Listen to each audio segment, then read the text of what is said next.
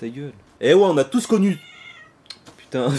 Dès que j'ai ouvert la bouche, le ciel s'est assombri. On a lancé les Dotense, je suis entouré de sales zombies. Adepte du multiclonage, dans le rap y'a que des pâles copies. J'arrive comme une invocation, j'atterris là, j'ai pas compris. Wesh les Timonés, c'est Mousson, on se retrouve aujourd'hui pour une nouvelle vidéo anecdote. Dans cette histoire, j'ai voulu te détailler un peu plus ma vie à l'époque où j'étais lycéen. Il y aura toujours une grosse chute humiliante et en plus on va s'intéresser à un thème bien précis.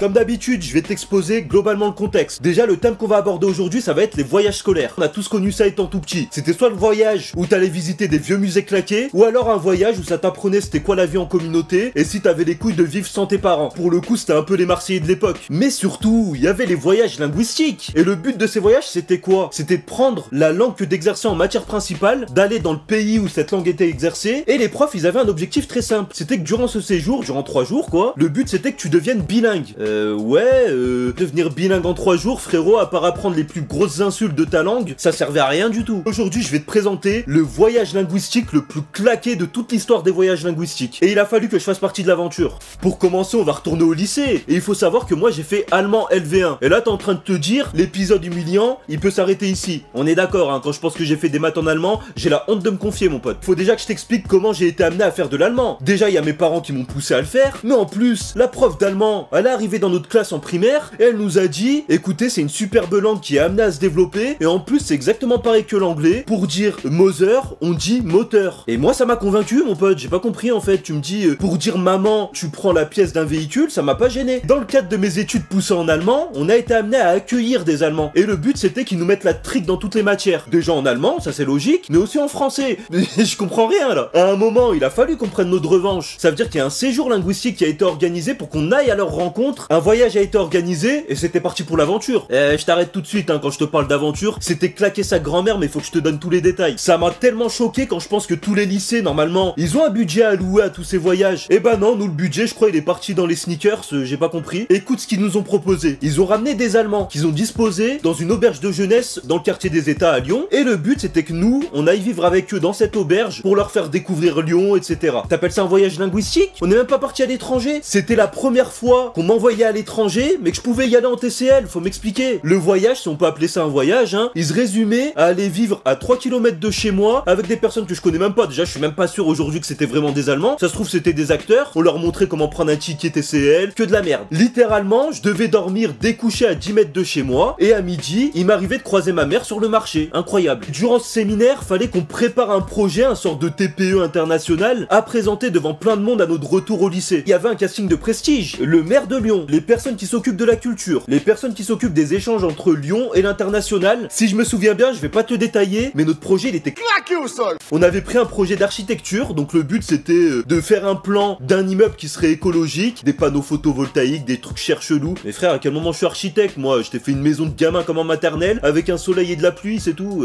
J'avais travaillé qu'avec des bras cassés, mon pote, donc il tenait pas debout, hein, que ce soit l'immeuble ou même le projet en lui-même. Mais il y a un moment, faut bien retourner au lycée et présenter ce truc de merde. J'arrive devant une grande salle de réception, ils avaient mis un podium, on nous avait équipé de micros, c'était vraiment sérieux, hein. Et grave du monde en face, en mode conférence pour présenter nos trucs. Le pire, c'est que je devais ouvrir le bal avec mon équipe de merde. On commence à présenter notre projet, avec mon accent allemand tout droit venu d'Alger.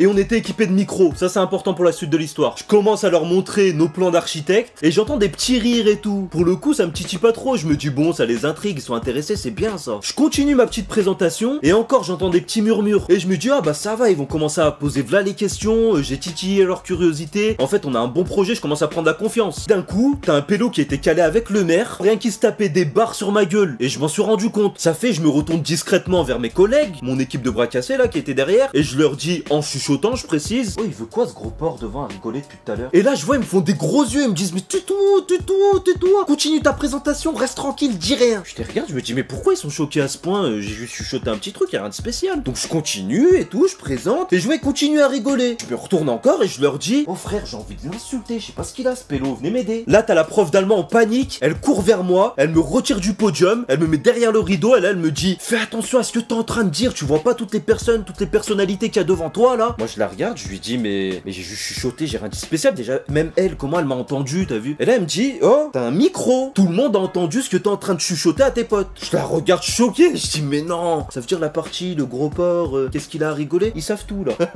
Elle me dit oui, ils ont tout entendu, c'est pour ça que depuis tout à l'heure on te fait les gros yeux, mais tu comprends rien. Moi j'étais en panique, qu'est-ce que tu veux que je fasse? Honnêtement, je suis plus revenu sur le podium, j'ai quitté la salle et je suis plus jamais revenu. À la fin quand même, hein, il faut revenir tous ceux qui ont fait la présentation pour les féliciter. J'arrive en baissant la tête et en me mettant derrière mes potes pour pas qu'on me remarque. Apparemment, bah ça a choqué personne, c'est ça la bonne nouvelle. On m'en a pas tenu rigueur, personne n'a fait remonter quoi que ce soit auprès de la hiérarchie ou j'en sais rien auprès du maire, et ils nous ont félicité pour le projet. Il était claqué, on s'est tapé un 7 sur 20, mais honnêtement aucun regret. Morale de l'histoire, c'est un accent de blédard, propose un dessin et ferme-la. C'était Mousson, j'espère que la vidéo t'a plu. Si c'est le cas, comme d'habitude, hein, tu t'abonnes, tu likes, tu partages à tes potes, et surtout tu me rejoins sur tous les réseaux sociaux. Mousson TV, Mousson TV, Mousson TV. Allez, ciao!